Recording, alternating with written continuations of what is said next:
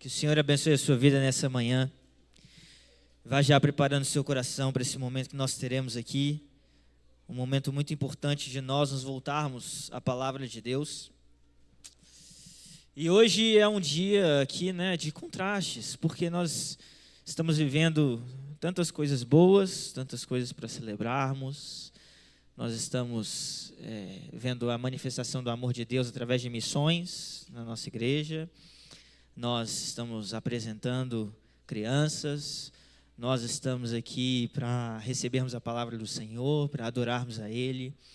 Mas essa semana foi uma semana difícil, não é verdade? Foi uma semana difícil.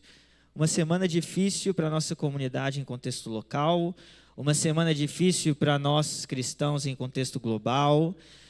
Afinal de contas, essa semana perdemos um membro dessa igreja, o senhor Dailton. Lembre-se da família dele em oração, para que o Senhor os console, para que o Senhor esteja ali presente com essa família.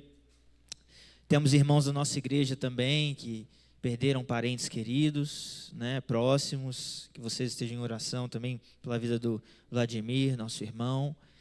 E nós vemos como a vida é marcada assim por contrastes, Nós perdemos o nosso irmão em Cristo, lá nos Estados Unidos, o Charlie Kirk, assassinado em um ato terrível que invadiu a mente, creio eu, de todos nós. Todos nós ficamos sabendo disso, pensamos nisso, nos envolvemos com isso em algum nível, E isso marca que o nosso mundo ele é realmente um mundo cruel, ele é realmente um mundo cheio de maldade, ele é um mundo que apresenta muitos desafios, muitas questões difíceis para nós. Mas é um mundo também marcado por beleza. E eu não sei se você se lembra, e nós temos falado exatamente disso, nessa série de mensagens que nós temos visto, e nós vamos encerrá-la hoje. Nessa série que se chama A Origem da Esperança, e nós temos olhado para os 3 primeiros capítulos do livro de Gênesis. E hoje nós vamos caminhando ao final dessa série. Mas os últimos eventos que têm acontecido nos marcam de maneira tão concreta, de maneira tão real, como essa diferença e esse contraste dessas observações que temos feito nos ensinam a respeito de como nós devemos caminhar. E aí você pode abrir a sua Bíblia já em Gênesis capítulo 3, mas eu quero começar, antes de nós lermos, te dando já uma história, te contando uma história de um filme. Existe um cineasta famoso, um diretor, você provavelmente já ouviu falar o seu nome, Woody Allen. Ele tem diversas obras, mas uma de suas obras é um filme de 1977, que se chama Annie Hall.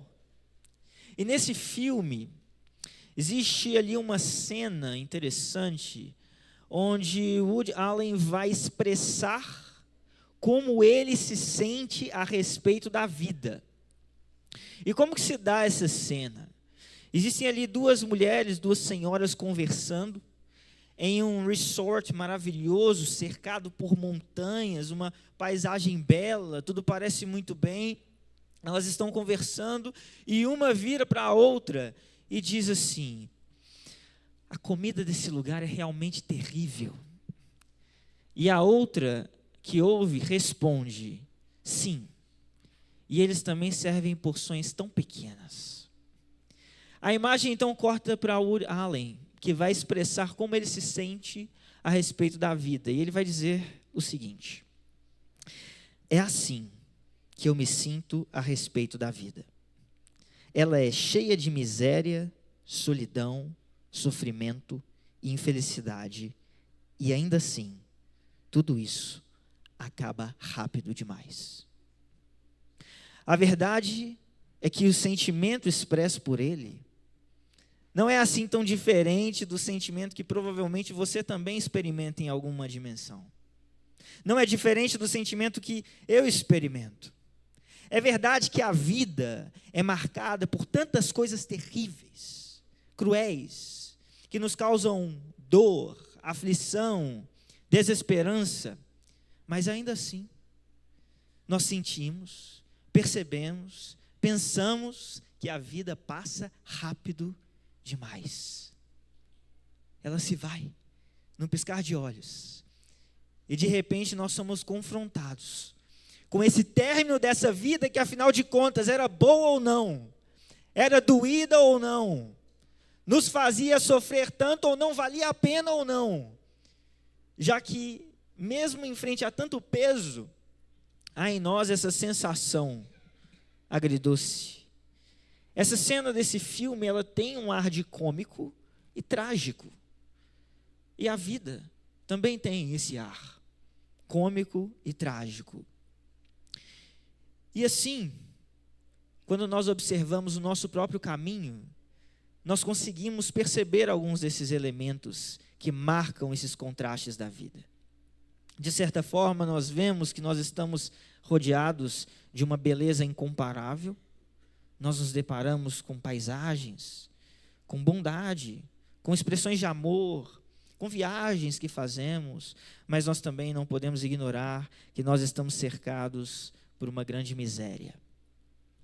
E seja na fome, seja na morte, na solidão, na necessidade de se encontrar sentido na vida, no sofrimento, a miséria ela é imposta a nós.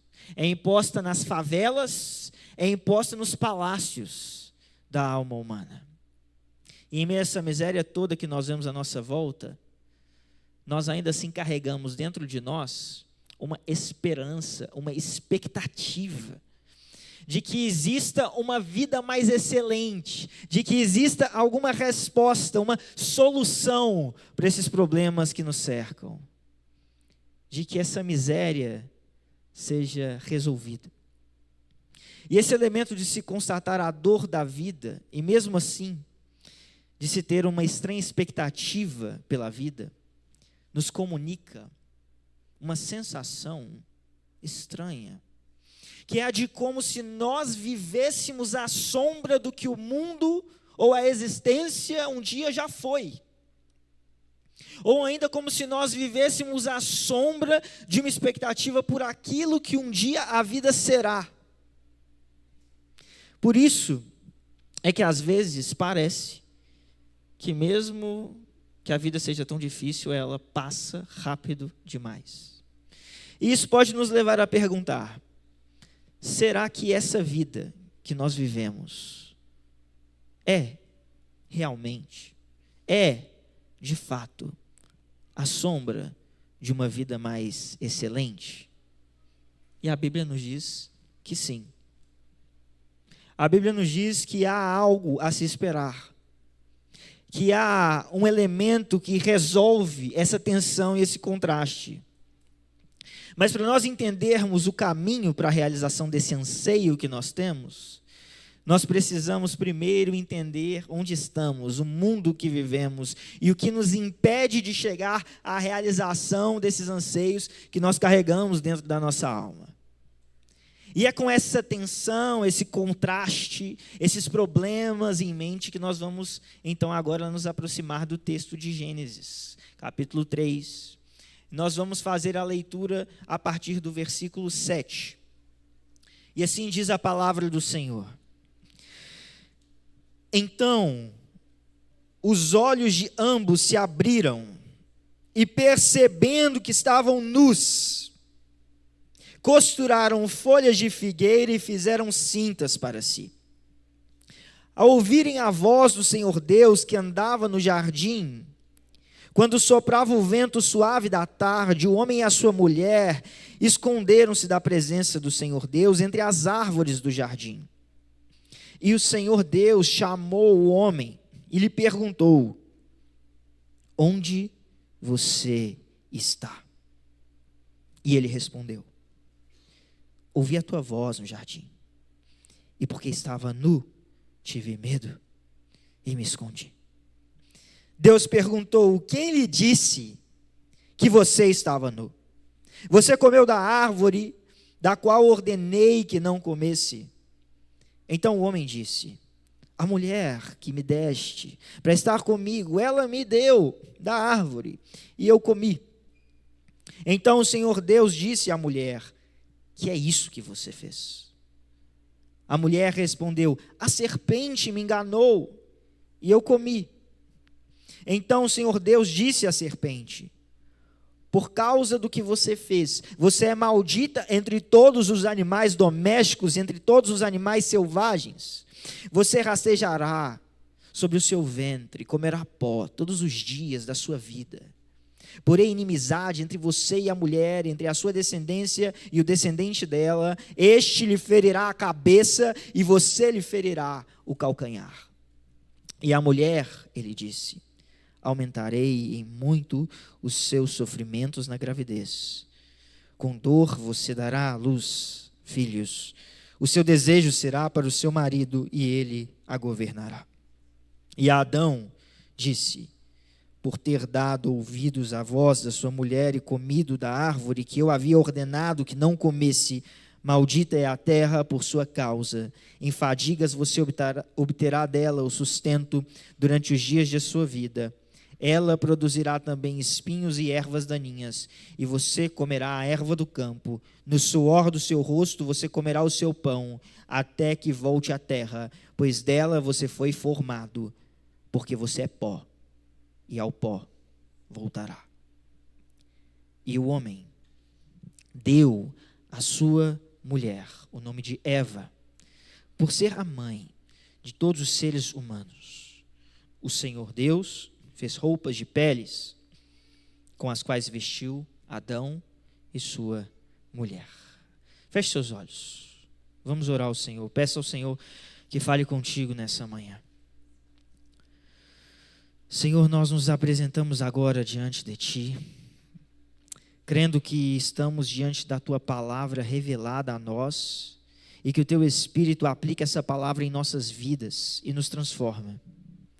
E nós estamos aqui, Pai, sedentos de que o Senhor fale conosco, necessitados de que o nosso coração seja guiado pelo Teu Espírito, e eu peço ao Senhor que me use com graça, com poder, com unção, para abençoar os meus irmãos com a palavra que vem do Teu coração, para o nosso coração. Nós pedimos ao Senhor, Deus, que fale conosco nessa manhã e que tire de nós tudo aquilo que nos afasta desse momento e dessa mensagem que o Senhor deseja que esteja impressa na nossa alma. Em nome de Jesus Cristo nós oramos. Amém. Meus irmãos, como eu disse a vocês, nós estamos aqui hoje encerrando uma série de mensagens. Essa série nas quais nós gastamos tempo meditando nos capítulos 1, 2 e 3 de Gênesis, e nós chamamos essa série de A Origem da Esperança. E nessa série, nós, ao observarmos estes capítulos, começamos a entender como explicar a tensão entre o mundo muito bom que Deus criou e o mundo muito mal que nós vivemos. Mais do que isso, nós entendemos porque mesmo em meio às dificuldades desse tempo, mesmo em meio a todos os obstáculos e dores, ainda assim, nós podemos caminhar, mesmo que com dificuldade, com esperança no nosso coração. Nós podemos continuar, nós podemos prosseguir. Nós sabemos que o livro de Gênesis nos fala a respeito da nossa identidade. Sabemos que o livro de Gênesis foi dado ao povo de Israel para que o povo de Israel reconhecesse os princípios que os fundam como um povo de Deus, soubessem quem eles são como nação. E através de seus pais vieram a ser. Mas também esse livro nos comunica não só a respeito de Israel, mas nos comunica a respeito de nós, da condição básica do que é ser humano, de onde nós viemos, e portanto isso se torna um elemento relevante, significativo, para que nós compreendamos a nossa identidade. O texto que nós acabamos de ler nos conta a história de todos nós. Ele nos conta a história que nos revela a essência do nosso ser, nessa expectativa dessa vida mais excelente que nós ansiamos e desejamos. Mas o que exatamente está acontecendo aqui? Que história é essa que nós acabamos de ler? E nos primeiros 2 capítulos de Gênesis, se você se lembra, nós vimos Deus como que um regente, regendo a sinfonia da criação, criando todas as coisas do nada pelo poder da sua palavra. Nós vimos Deus criando o homem, Adão, conferindo a esse homem um lugar diante da criação de governo, de vice-regente, de vice-rei, dando a este homem uma parceira, uma auxiliadora, e a eles essa responsabilidade que tinham de governar, de cuidar da criação. Adão recebe de Deus provisão, autoridade, relacionamento, responsabilidades. Ele habita no jardim com sua esposa e ele desfruta nesse jardim da presença do seu Deus. Mas ao ouvirmos isso, é quase que inevitável nós olharmos à nossa volta e nós perguntarmos: o que foi que aconteceu aqui? Como eu posso olhar para todo este cenário que nós falamos sobre ele no capítulo 1 e 2 de Gênesis, um cenário de harmonia, um cenário de paz, um cenário muito bom, e podemos olhar para esse mundo e ver algo tão distante, ver algo tão contrário? Se na nossa origem nós vivíamos de modo tão pleno, o que aconteceu para que a nossa vida e o nosso mundo fosse tão marcado hoje pela miséria? E o que aconteceu foi que em meio a essas possibilidades de desfrute, de deleite, Deus deu ao homem uma ordem, uma lei. E em Gênesis 2, 16 a 17, nós encontramos as palavras: e o Senhor Deus lhe deu esta ordem: de toda árvore do jardim comerás livremente, mas da árvore do conhecimento do bem e do mal não comerás, porque no dia em que dela comeres, certamente morrerás. Deus agracia a Adão com o melhor que ele poderia desfrutar dessa vida e promete a ele vida. A única coisa que Adão tinha que fazer era obedecer. Era seguir aquele Deus bom que lhe havia confiado tudo que ele precisava para desfrutar de uma boa vida. Mas ele come do fruto. E o jardim fica deserto. A vida se torna em morte. A plenitude desfrutada, experimentada, se torna insatisfação. E a realidade que eu e você vivemos tem origem nesse ato.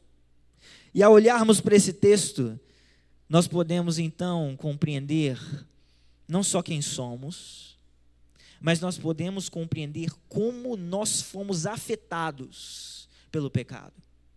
Como este pecado tocou em nós e no mundo que nós conhecemos. E por isso meu desejo aqui hoje é de nós compreendermos 3 áreas da natureza humana que são marcadas pelo pecado. E eu creio que se nós entendermos isso, nós seremos aproximados da resposta, da solução para todos esses problemas que nos atingem hoje. E portanto, a primeira área que eu quero compartilhar com você nessa manhã, que é afetada pelo pecado diante da palavra que nós lemos aqui, eu vou chamá-la de o que eu sinto. O que eu sinto. Voltando um pouco em Gênesis, nós encontramos a seguinte descrição no capítulo 2, versículo 25. Ora, um e outro, o homem e sua mulher, estavam nus e não se envergonhavam. Quando o homem foi criado, o homem desfrutava de um relacionamento de intimidade com Deus e de intimidade com a sua mulher. E até hoje, a nudez é reconhecida por nós como algo que pertence a um ambiente de intimidade. Estar nu significa revelar-se por completo ao outro, deixar ser visto, conhecido. Quando o homem foi colocado no jardim, ele não tinha problemas em estar nu diante de Deus ou da sua mulher. Mas, no primeiro versículo que nós lemos na nossa passagem hoje, nós vimos que essa nudez se torna um problema. De que agora isso se torna um ponto de tensão, de aflição. Mas por quê? E a resposta mais simples é: agora o homem tem do que se envergonhar. Antes o homem não tinha do que se envergonhar, mas agora ele desobedece à ordem de Deus. Ele não só desobedece, mas ele desobedece na tentativa de tornar-se senhor sobre si. Quando o homem toma do fruto, ele está dizendo: sou eu quem determino a lei, sou eu quem digo o que é bom e o que é mal. Isso agora depende do meu arbítrio, isso agora depende de mim. E assim ele está tentando usurpar do trono de Deus. A psicologia define a vergonha como um sentimento de autoconsciência. E é basicamente isso que nós vemos acontecer aqui. Na sua tentativa de tornar-se como Deus, conhecedor do bem e do mal, o homem se torna autoconsciente do seu mal, que agora ele experimenta como parte de si mesmo, não como algo distante, que talvez pudesse ser intelectualmente discernido, mas como algo que toca a sua natureza. E essa consciência do seu mal, agora ele abre para a vergonha. Digamos que quase que de maneira psicossomática, ele sente essa necessidade, esse impulso irresistível de que agora ele precisa de cobrir a sua nudez, de que agora ele precisa de se tampar, e ele tenta cobrir o seu pecado com folhas de figueira. O dicionário traz a seguinte definição de vergonha: um sentimento doloroso de humilhação ou sofrimento causado pela consciência de um comportamento errado ou tolo. Adão e Eva pecaram contra o seu Deus e agora eles estão cobertos de vergonha. O pecado tem a consequência natural de gerar vergonha em nós quando nós somos expostos. E isso é algo que todos nós podemos identificar. Se eu lhe dissesse, por exemplo, que eu tenho aqui comigo nessa manhã um novo dispositivo, uma nova tecnologia que é capaz de revelar todos os seus pensamentos por toda a sua vida e projetá-los em uma tela, qual de nós seria o voluntário para que nós fizéssemos isso? Nós sentiríamos vergonha. Mas nós não precisamos dessa tecnologia. Talvez a única coisa que eu precisasse aqui fosse um computador, uma televisão e a senha do seu chat GPT. E talvez apenas de nós expormos as conversas que você tem com ele, você sentiria vergonha. Talvez não fosse necessário o chat GPT, basta que nós abramos o seu WhatsApp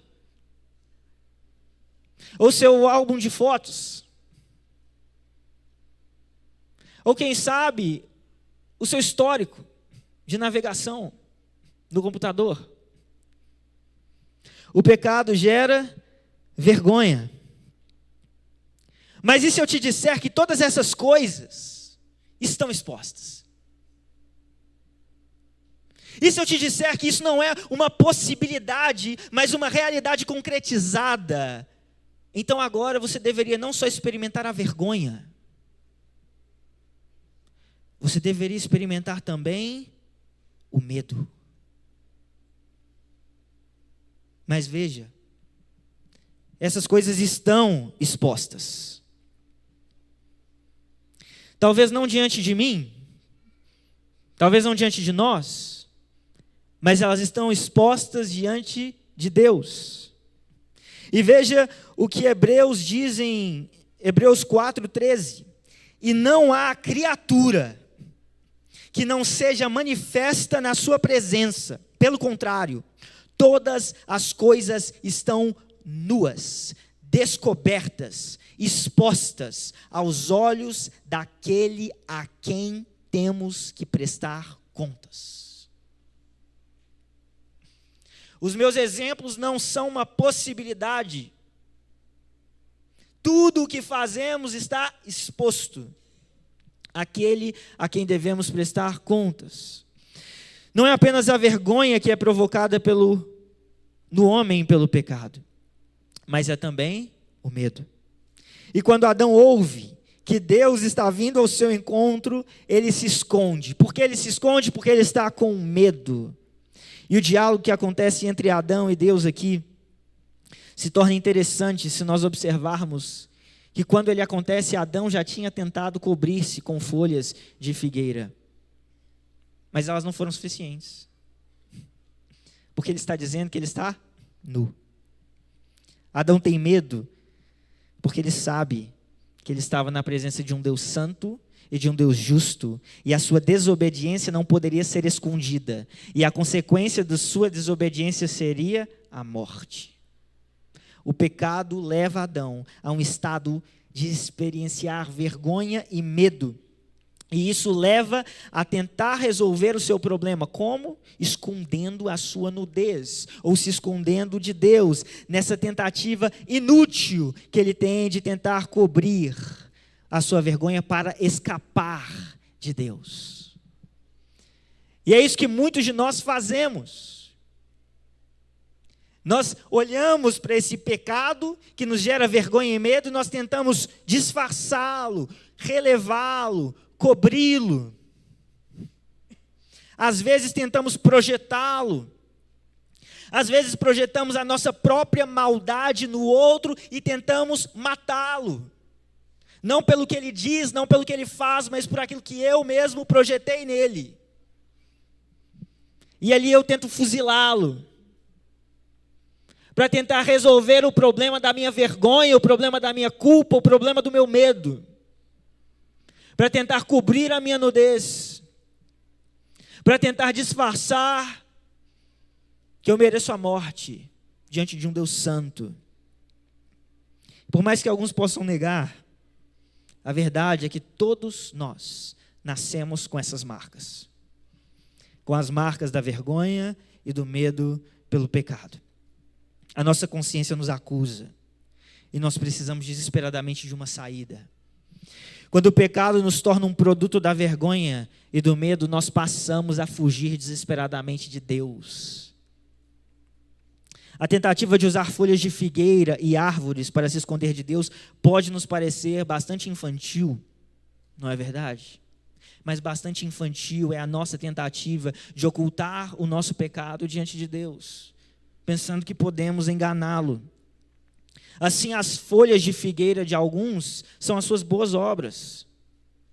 As folhas de figueira de outros é a sua igreja, sua religião.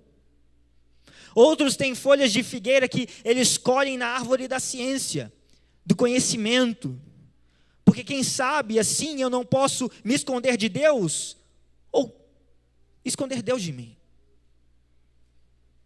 E talvez se eu esconder Deus de mim, eu consiga escapar da vergonha e do medo. Mas quando nós nos apresentamos diante de Deus, nenhuma dessas coisas será capaz de esconder a nossa nudez, que revela o nosso pecado. No jardim, o homem desfrutava dos sentimentos do seu relacionamento com Deus, mas agora o pecado sempre terminará em vergonha e medo. Ainda que o pecado promova sensações de prazer, o seu fim é vergonha e medo.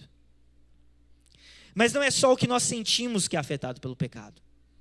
Existe uma outra dimensão de nós que também é, e eu vou chamá-la de o que eu faço. Não é apenas o que eu sinto, mas é também o que eu faço. Nós podemos dividir a identidade humana por razões pedagógicas, didáticas aqui, em duas esferas: o trabalho e os relacionamentos. O trabalho se volta para as tarefas, os relacionamentos se voltam para pessoas. A minha relação com as minhas tarefas e com as pessoas à minha volta vão constituir assim a minha identidade. Quando você, por exemplo, é apresentado em algum lugar, as pessoas vão te designar por um nome que aponta para você diante das pessoas. E elas vão, provavelmente, muito frequentemente, apontar também para a sua tarefa, para o seu ofício. Olha, esse é o Cristiano, ele é pastor. Esse é o Rafael, ele é médico. Essa é a Ana, ela é advogada. O nome e a tarefa são elementos importantes da nossa identidade, porque relacionamentos e trabalho, ofício, são questões que participam dessa formação. E no jardim, o Senhor havia criado o homem e a mulher, estabelecendo para eles uma referência com base em relacionamentos e tarefa. O homem recebe a responsabilidade de cuidar do jardim, guardar o jardim, nomear os animais, e a mulher passa a auxiliar o homem e é abençoada com o seu papel maternal. Eles deveriam cuidar também um do outro, relacional, e se reconhecerem como um só. Quando o pecado entra no mundo, no entanto, tanto a maneira como o homem se relaciona, quanto a maneira como o homem cumpre as suas tarefas, é completamente atingida e afetada pelo pecado. Adão havia recebido a missão de cuidar da sua esposa, reconhecendo-a como uma extensão de si.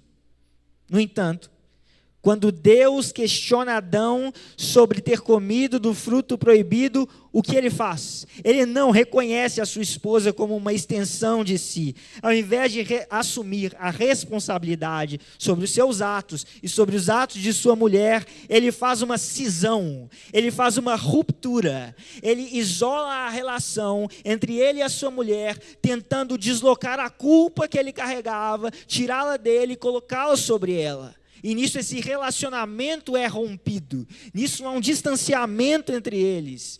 Nisso algo tão precioso que Deus havia criado nessa unidade é atingido pelo pecado. Como se ele não fosse responsável não só pelo seu pecado, mas responsável também pela sua esposa.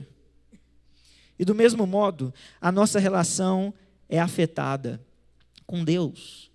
E a relação de Adão é afetada com Deus, quando ele profere a sua condenação sobre Eva. O relacionamento entre Adão e Eva é rompido, mas o relacionamento entre eles é rompido. E nós lemos: o seu desejo será para o seu marido e ele te governará. A relação entre Adão e Eva não é mais marcada agora pela unidade harmônica, mas por uma concorrência opressora, por uma disputa. O elemento da tarefa também é diretamente afetado pelo pecado. Digamos que nós perguntássemos, em termos modernos, para Adão, talvez: Adão, o que você faz? Ele diria: eu trabalho, eu cuido do jardim, eu subjugo a terra, eu cultivo. Mas se nós perguntássemos a Eva: Eva, o que você faz? Ela poderia responder: eu sou mãe. Essas são as duas grandes tarefas nos papéis que são estabelecidos por Deus aqui: o trabalho e a maternidade. No entanto, o pecado leva ambos a sofrerem com o juízo que Deus faz. Deus toca nesses dois pontos, ou nessas duas tarefas. O trabalho se torna árduo, pesaroso, o homem luta com a terra até o dia em que a terra o engole.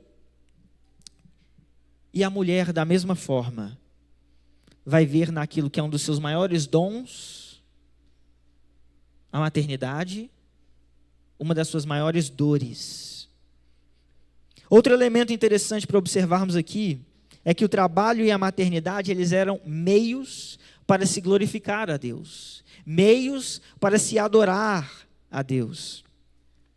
O homem recebe a tarefa de provedor, a mulher recebe a maternidade como uma dádiva, e esses papéis eles deveriam testemunhar juntamente com o relacionamento que o homem e a mulher tinham entre eles a respeito das grandezas de Deus, a respeito da beleza de Deus, a respeito do amor de Deus. Mas quando nós olhamos à nossa volta, nós descobrimos que tudo isso foi corrompido, que tudo isso foi tocado e afetado pelo pecado, através de dois campos principais, ou de dois polos: a negligência ou a supervalorização.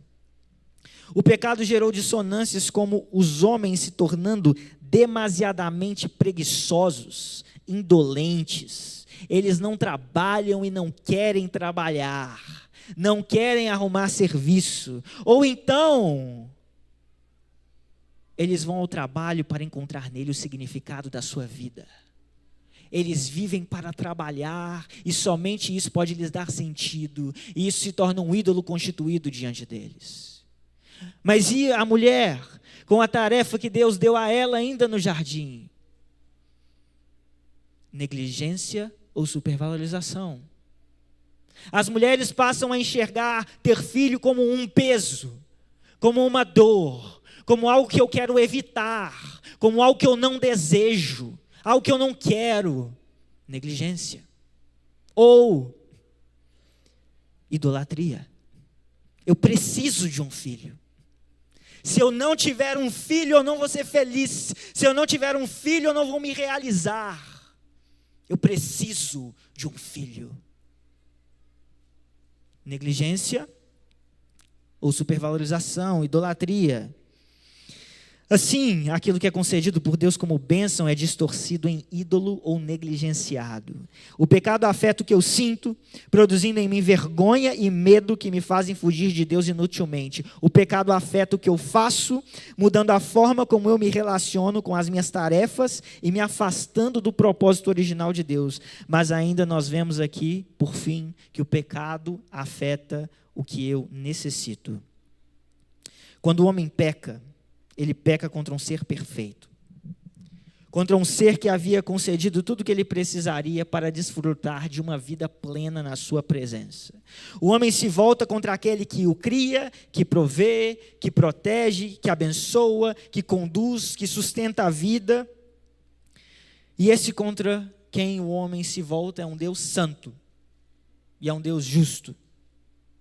O homem já tinha sido avisado que se ele comesse do fruto, ele morreria. Mesmo assim, frente a toda essa bondade, frente a toda essa provisão que Deus havia estabelecido, ele prefere dar ouvidos à serpente, cobiçar o lugar daquele que estava no trono e o sustentava no seu amor abundante. Quando o homem cai, ele se torna então merecedor de juízo e morte. E ao olhar para a santidade e poder de Deus, o homem agora se vê amedrontado e envergonhado. A consciência dele é como se dissesse: pequei contra um Deus santo e mereço a morte. Pequei contra um Deus justo e eu me envergonho por isso. Deus havia feito uma aliança de obediência com Adão, onde se ele obedecesse, ele seria abençoado, mas se ele desobedecesse, ele seria morto. E frente à ameaça de morte, vergonha e ao medo, Adão agora deseja desesperadamente se esconder. Eu posso imaginar o terror de Adão, quando ele começa a ouvir aquele som no jardim, e o som se consome em palavras, e essas palavras o procuram, e elas dizem: onde estás? Que palavras terríveis aos ouvidos de Adão. Adão merecia a morte, e de fato, com a entrada do pecado no mundo, como nós já vimos, a morte entra na criação. Mas o maior problema agora era não apenas a morte, era a morte eterna. As relações de papéis se desestruturaram. O homem se separa de Deus. E com isso surge a maior necessidade humana: salvação, restauração, redenção. Se torna a maior necessidade humana. O homem se vê frente ao juízo iminente de Deus e ele agora reconhece: eu preciso ser salvo. Eu preciso ser restaurado.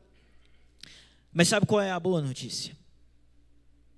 A boa notícia é que Deus não foi pego desprevenido com tudo isso que aconteceu. E a história já estava nas suas mãos. E Adão tremia com razão diante do juízo de Deus. Mas o Senhor revela um fio de esperança em meio a toda essa desolação. E eu leio para vocês as palavras de um teólogo, professor no Westminster Seminary, Peter Jones, que diz: Deus podia ter trazido o juízo final logo que Adão e Eva pecaram. Mas ele reteve a sua ira e prometeu redenção. As tão chamadas maldições de Gênesis eram realmente meios misericordiosos para sustentar a vida humana. Adão foi amaldiçoado em seu papel como protetor e provedor, mas a terra produziria alimento para o primeiro casal humano. Eva foi amaldiçoada em seu papel como ajudante e mãe da raça, mas a vida continuou. Por causa do pecado, os papéis seriam difíceis, mas no meio das maldições veio a primeira chamada suave da trombeta do Evangelho. E qual é essa chamada suave da trombeta do Evangelho? É a chamada que nós encontramos no versículo 15. Quando o Senhor diz à serpente: porém inimizade entre ti e a mulher, entre a tua descendência e o seu descendente, este te ferirá a cabeça, e tu lhe ferirás o calcanhar. Esse versículo nos anuncia que apesar de o homem merecer o juízo final, apesar das dificuldades e tribulações que seriam agora enfrentadas, apesar das misérias que o homem vivenciaria nessa terra, e que nós vivenciamos quando olhamos à nossa volta, a salvação estava a caminho. É isso que Adão, em todo o seu terror com o Deus que o descobre no lugar de vergonha e medo, encontra. É difícil? Sim. Vai doer. Você vai suar. Você vai lutar com a terra e no final ela te engolirá. Você irá dar luz a filhos, mas isso será motivo de dor. Não só a dor de parir, a dor de criar. A dor de perder um filho nos seus braços. A dor de ver um filho se rebelar contra você. Mas a salvação está a caminho. É isso que o Senhor está dizendo. O descendente da mulher estava a caminho. E no golpe em que Cristo é ferido, a cabeça da serpente é esmagada. O domínio da serpente esmagado. E é por isso que nós, eu e você, podemos deixar o nosso coração arder diante dessas realidades, onde mesmo que haja pecado e a morte prometida para esse pecado, hoje em Cristo nós podemos dizer: onde está, ó morte, a sua vitória? Onde está, ó morte, o seu aguilhão? Tragada foi a morte pela vitória. A salvação estava a caminho. A salvação chegou em Jesus Cristo.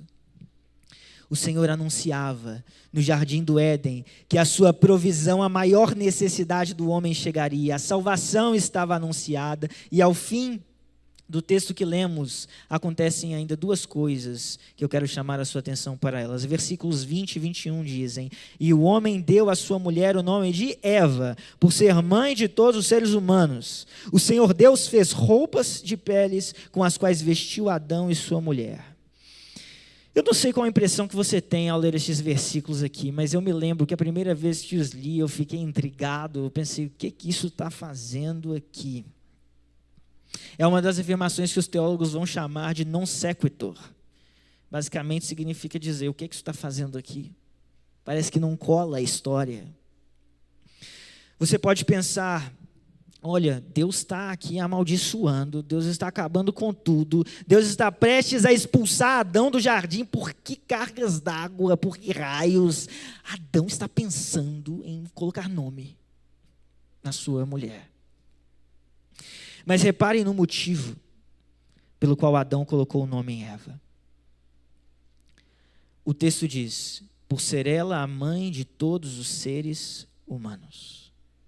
Adão nomeia a sua mulher como um sinal de que ele entende a esperança que foi anunciada na promessa do seu descendente. O teólogo Bruce Walk aponta que Adão nomeia Eva com base na esperança de redenção que viria pela sua descendência.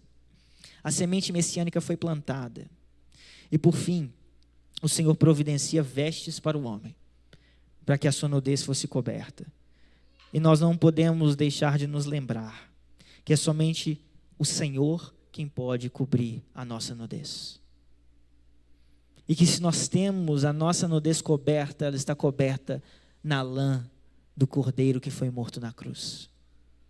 Jesus, o descendente da mulher que esmaga a cabeça da serpente.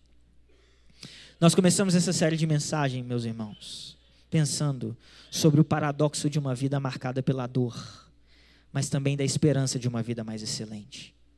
Eu disse que esse texto ajudaria a entendermos como o pecado afetou o homem, e que isso nos ajudaria a entendermos melhor quem somos, e portanto nos aproximaria do que nós procuramos. E o que nós procuramos, como nós acabamos de ver em toda essa série e nesse texto, é salvação, redenção, vida. Nós vivemos à sombra de uma vida anterior que foi distorcida pelo pecado e a expectativa de uma vida futura onde encontraremos a nossa plenitude. Mas como nós fazemos isso? Primeiro, você precisa parar de fugir de Deus. Você precisa parar de se esconder de Deus. O pecado colocou em nosso coração disposições que nos voltam contra Deus, que nos fazem escondermos, evitá-lo. Nem sequer queremos pensar se pudermos. Nós fugimos de Deus. O princípio por trás do medo e da vergonha de Adão é que ele sabia que ele era merecedor do juízo. E os homens sabem que são merecedores do juízo. E por isso, consciente ou inconscientemente, eles tentam evitar que esse juízo chegue, fugindo, escondendo-se, fingindo que não tem culpa. Adão não conseguiu se esconder. E nós também não conseguiremos. Ou nós receberemos o juízo de Deus quando nos apresentarmos nus diante dele e as nossas obras forem expostas, ou nós seremos acolhidos nas vestes que ele preparou para nós, para que nós pudéssemos estar com ele na morte do seu filho. Por isso, pare de fugir e renda-se a Jesus. Confie em Jesus. E quando o mundo gritar, quando a morte chegar, quando a dor te visitar, você vai encontrar a esperança que não está na circunstância, mas que está em Cristo Jesus, que está nas promessas do Senhor, que são capazes de nos manter de pé, mesmo quando grita o mundo que quer a nossa morte. Mesmo quando as instituições, os governos, os reis dessa terra se levantarem contra nós, nós podemos confiar na esperança da promessa que não falha, porque tragada foi a morte pela vitória. E quem pode nos roubar aquilo que o Senhor já nos entregou? Ninguém.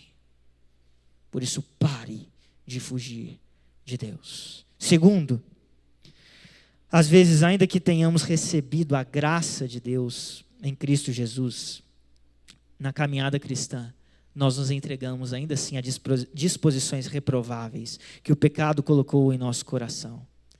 Nós passamos a nos esquecer que nós devemos entregar os nossos ofícios e os nossos relacionamentos nas mãos de Deus como oferta, e não negligenciá-los e nem idolatrá-los. Por isso, se você não tem cuidado bem do que o Senhor colocou nas suas mãos, porque você não tem sido um bom marido, um bom pai, uma boa esposa, uma boa mãe, um bom profissional, veja se você está sendo negligente ou se você está sendo idólatra.